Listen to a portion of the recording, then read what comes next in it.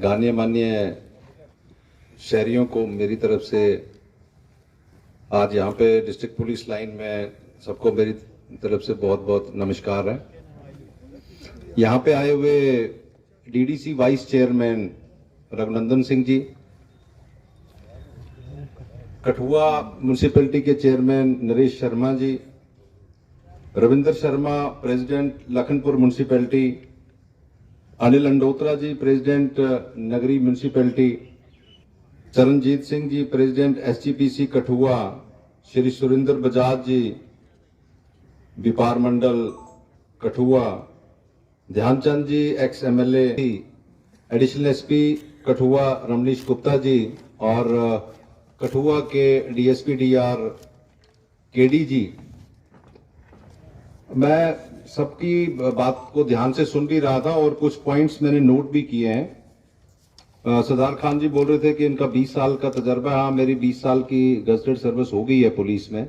Different जगह पे हमने काम किया है और कोशिश की है कि हर जगह पे जाके अच्छा काम करने की। मैं ज्यादा भाषण नहीं करूंगा, मैं कुछ जो पॉइंट्स यहाँ के आज मौजूद शहरियों ने उठाए हैं उनके बारे में कुछ बातें आपको बताऊंगा कि क्या हम कर रहे हैं और क्या करने जा रहे हैं, क्योंकि मुझे आए हुए अभी 2 हफ्ते ही हुए हैं और मैं इस इलाके को, यहाँ की समस्याओं को समझने की कोशिश कर रहा हूं जो पुलिस के प्रति इंपॉर्टेंट समझी जाती है। सबसे पहले तो किसी ने कहा कि यहाँ पे पहले एसएसपी साहब आए थे तो कोविड स्टार्ट हुआ था, आप आए हैं तो दोबारा से इसका रीअकरेंस शुरू हो गया है। वो थोड़ी सी बात सच्चाई भी है उसमें, और कोविड थोड़ा सा बढ़ गया है। मतलब जो आपके केसेस थे लास्ट ईयर सितंबर अक्टूबर में जब बहुत ज्यादा पीक पे चला गया था और जब पूरे कंट्री में अराउंड अबाउट 98,000 पर 24 आवर्स केसेस आ रहे थे, तो अभी 60,000 प्लस के आसपास चल रहा है। जेएनके में भी ये 200 to 300 डेली 24 आवर्स में चल रहा है। मैंने आते ही आपने सब देखा होगा कि हमने कठुआ में भी और लखनपुर वाले एरिया में भी गाड़ी लगाई हुई है जो अनाउंसमेंट कर रही है। कठुआ में ज्वाइन करने के बाद मैं बिलावर भी गया, बसोली कल ही गए थे हम, जहां पे जो वीकली पब्लिक दरबार होता, मैं और डी साहब गए थे। हमने देखा कि रूरल एरिया में by and large social distancing naturally maintain हो जाती है और हमने वहां पे चौकी अफसर हों, हमारे एसडीपीओज हों या बाकी लोग जितने भी एसएचओज हों, उनको बताया है कि आप लोगों को अवेयर करें और उनको बोलें कि हाथ धोएं, थोड़े दूर रहें एक दूसरे से, और जब कभी आप नजदीक कांटेक्ट में जाते हैं तो मास्क पहने। इस पे हमारा पूरा फोकस होगा जब तक नहीं ये सबसाइड हो जाए। आज 1 अप्रैल है, गवर्नमेंट ऑफ इंडिया ने आज, मैं आप सब लोगों को ये भी बताऊं कि 45 ईयर्स से ज्यादा उम्र के जितने भी लोग हैं वो किसी भी नियरेस्ट सेंटर पे चले जाएं जहां वैक्सीन लगती है और वहां वो आराम से वैक्सीन लगा सकते हैं। किसी के पास कोई आइडेंटिटी कार्ड नहीं है या कोई आधार कार्ड नहीं है तो मुझे लगता है कि वो नॉर्म भी रिलैक्स किया गया है। तो मेरी आप सब लोगों से ये रिक्वेस्ट है कि आप नियरेस्ट सेंटर पे जाके वैक्सीन लगवाएं। मैंने खुद अपनी फर्स्ट डोज वैक्सीन ली है, सेकंड मेरी अभी थोड़ी सी डिले हो गई है, वो भी आने वाले नेक्स्ट वीक में हम लगाने जा रहे हैं। मुझे लगता है कि वैक्सीन लगाने के बाद आपको कुछ ना कुछ प्रोटेक्शन जो है वायरस से मिलेगी। अगर आपसे उसमें कोई दिक्कत भी आती है तो भी उतना बड़ा कोई साइड इफेक्ट जो है अक्रॉस द कंट्री नहीं हुआ है। मुझे लगता है कि जो मेरी जानकारी है 10 करोड़ से ज्यादा लोगों को अभी तक वैक्सीन लग चुकी है।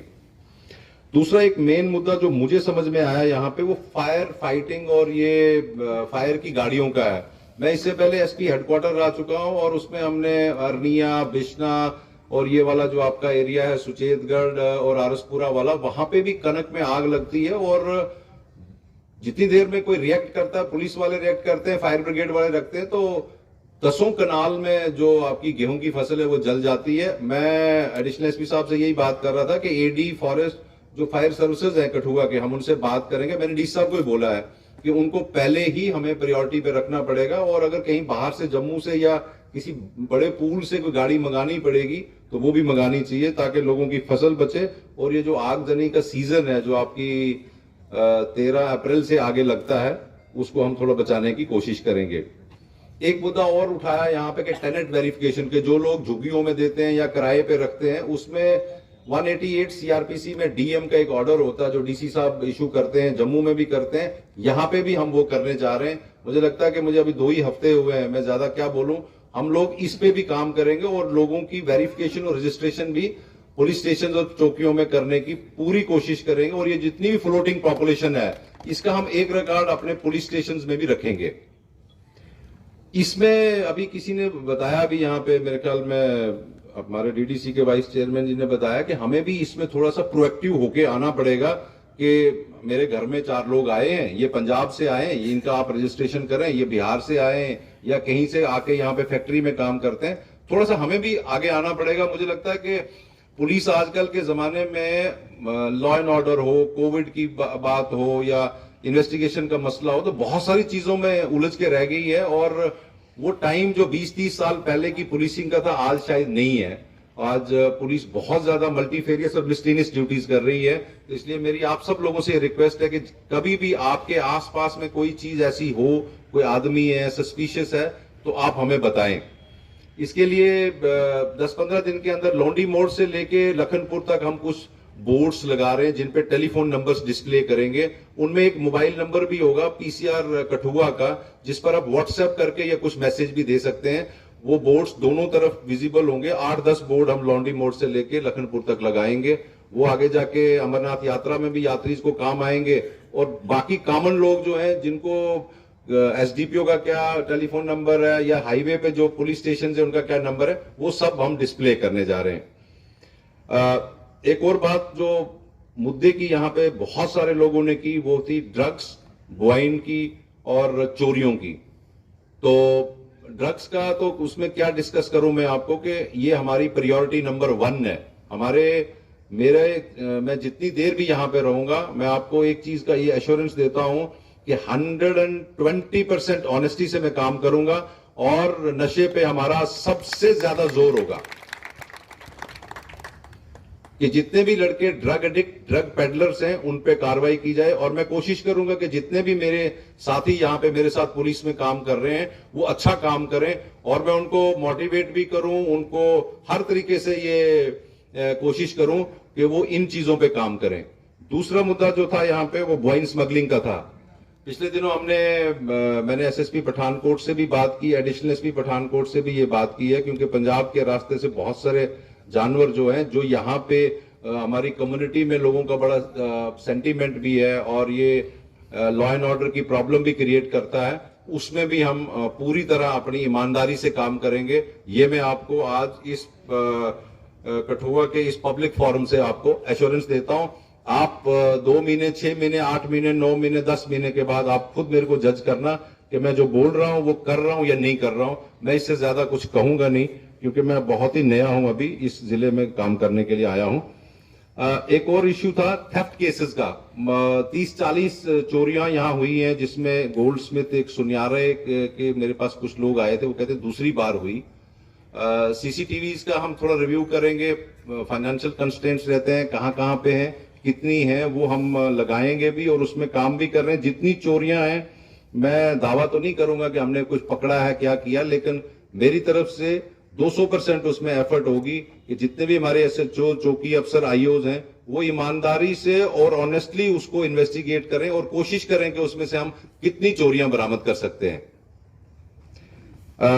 कठुआ में आपका एक बड़े सालों के बाद एक मर्डर केस भी हुआ है, जिसमें एक लेडी की डेथ हुई थी और मुझे लगता है कि उस केस को सॉल्व करने के बहुत करीब आ गए हैं और चंद दिनों में मुझे लगता है कि वो पूरा का पूरा जो उसका जो स्टोरी और लिंकेज है वो निकल आएगी। उसमें काफी कुछ हमें क्लूज और कुछ हमें वाइटल क्लूज मिले हैं। मैं ज्यादा नहीं बताऊंगा, जब वो कंप्लीट होगा उसके बाद उसकी प्रॉपर डिटेल आप लोगों के साथ शेयर की जाएगी।